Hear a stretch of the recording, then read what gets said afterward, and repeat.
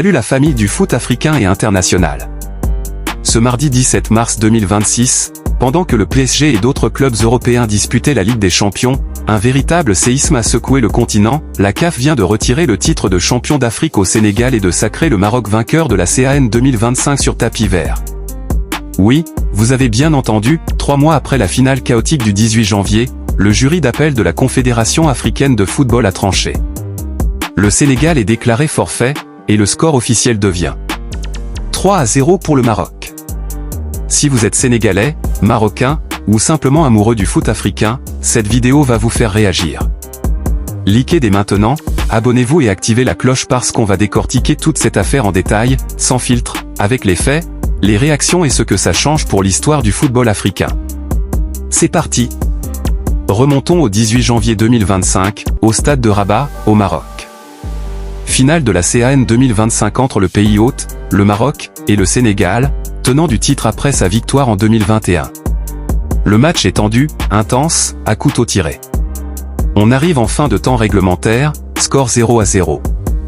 Brahim Diaz, la star marocaine du Real Madrid et meilleur buteur du tournoi, obtient un pénalty très contesté après intervention du VAR. Scène de folie, plusieurs joueurs sénégalais, furieux, quittent la pelouse en signe de protestation. Longue interruption, tension, discussion avec l'arbitre. Brahim Diaz finit par tirer, et rate complètement son penalty, une panne en 4 au molle captée facilement par Edouard Mendy. Le match reprend, va en prolongation. Et là, Pape Gueye, le milieu de Villarreal, inscrit un but magnifique qui offre au Sénégal sa deuxième CAN consécutive. 1-0 après prolongation. Les Lions de la Teranga explosent de joie, le Maroc, pourtant hôte, est dévasté. Sur le terrain, le Sénégal est champion. Mais en coulisses, la Fédération royale marocaine de football, FRMF, dépose immédiatement une réclamation officielle, estimant que le comportement des Sénégalais quitté le terrain constitue une violation grave du règlement. Ce mardi 17 mars 2026, presque 3 mois jour pour jour après la finale, le jury d'appel de la CAF rend son verdict par un communiqué lapidaire mais sans appel. En application de l'article 84 du règlement de la Coupe d'Afrique des Nations, CAN, de déclarer l'équipe nationale du Sénégal forfait lors de la finale, le résultat étant homologué sur le score de 3-0 en faveur de la Fédération royale marocaine de football, FRMF. C'est officiel. Le Sénégal perd son titre sur tapis vert. Le Maroc est déclaré champion d'Afrique 2025. Pourquoi cet article 84 ?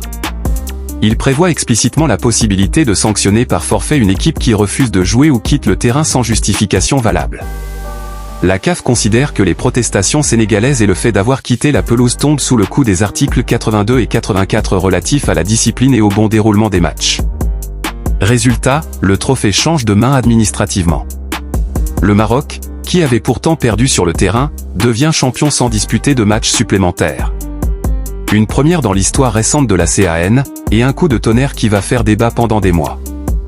Au Sénégal, c'est la consternation et la colère.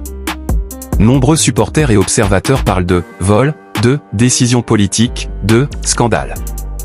La Fédération sénégalaise de football, FSF, a déjà annoncé qu'elle allait saisir le tribunal arbitral du sport, TAS, pour contester cette décision.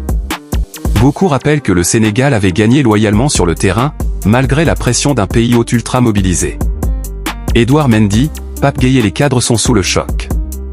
Sur les réseaux, les hashtags justice pour le Sénégal ou #CAN volé explosent. Du côté marocain, la réaction est plus sobre mais triomphante.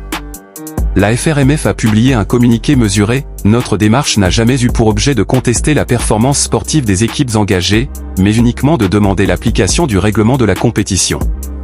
Le roi Mohamed VI et le peuple marocain célèbrent pourtant ce titre, même s'il est administratif. Pour le Maroc, organisateur et désormais double champion d'Afrique, après 1976, c'est une reconnaissance symbolique forte, surtout à un an de la co-organisation de la Coupe du Monde 2030 avec l'Espagne et le Portugal. Mais qu'est-ce que ça change concrètement ?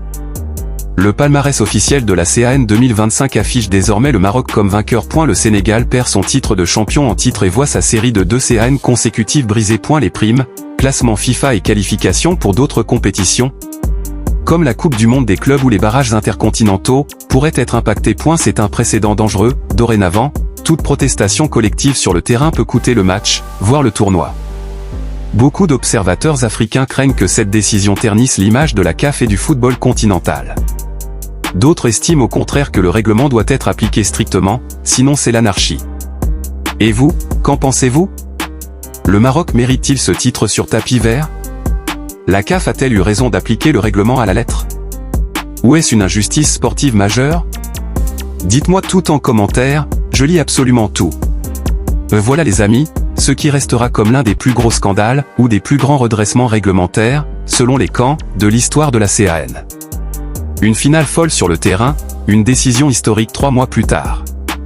Le foot africain ne cesse jamais de nous surprendre.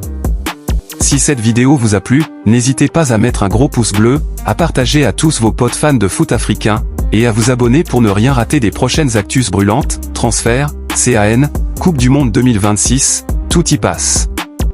Dites-moi en commentaire, Sénégal ou Maroc, de quel côté êtes-vous dans cette affaire? Et pensez-vous que le TAS va inverser la décision? Merci d'avoir regardé jusqu'au bout. On se retrouve très vite pour d'autres scoops. Allez le foot, vive l'Afrique! Peace.